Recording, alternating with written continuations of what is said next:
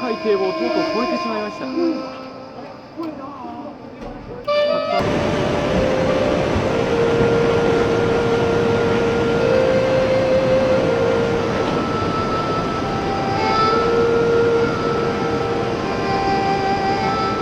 建物の1階はもう水の下です。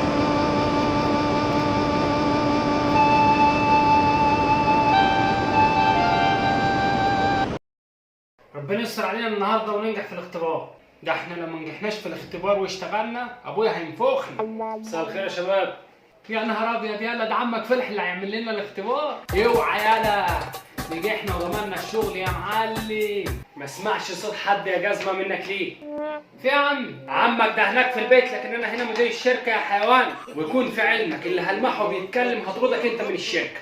يا نهار اسود، وانا مالي؟ مش انت اللي مش عايز تتجوز بنت عمك؟ يبقى ما اسمعش صوتك. انا عندي ما انجحش في الاختبار ولا اتجوز بنت كده. طيب امسك الورقه وما اسمعش صوتك يا جزمه. هات شوف هيوم من العيله دي.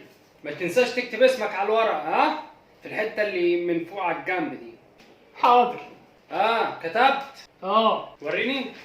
بس انت كده وقعت على عقد الجواز من بنتي. لو عايز تمشي بقى في داهيه. صدمة كبيرة.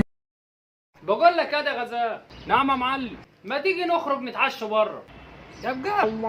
يا تجد. امال ايه؟ انت سخن يابا ولا حاجه؟ تصدق انا غلطان يا جزمه ان انا كلمتك. خلاص غور في داهيه، انا هخرج لوحدي. لا يابا، ده في ثانيه هتلاقيني قدامك. ايوه يا بقره اصبر. ازيك يا كبير؟ خش يا حبيبي. وانا مالي يا ابويا؟ انا قلت له تعالى. اتصرف، لا عايزين ننزل. حاضر يا ابويا هتصرف، بس اديني ثانيه وانا هظبطهولك. ايه الحكايه؟ مالهم دول؟ نور يا فلح يا اخوي، ده نورك يا غالي. ايه خبت انا ايه خبت انا. قلبي جات له ازمه حاده لما شاف الماده. ايه الماده دي؟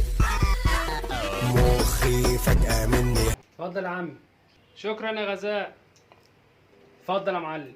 هات يا حيلتها. ده المزحلق وراح جايب له بسبوسه. اصبر بس وانت هتشوف. هظبطهولك. غور.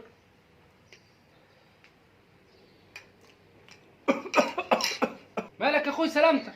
خد اشرب، خد.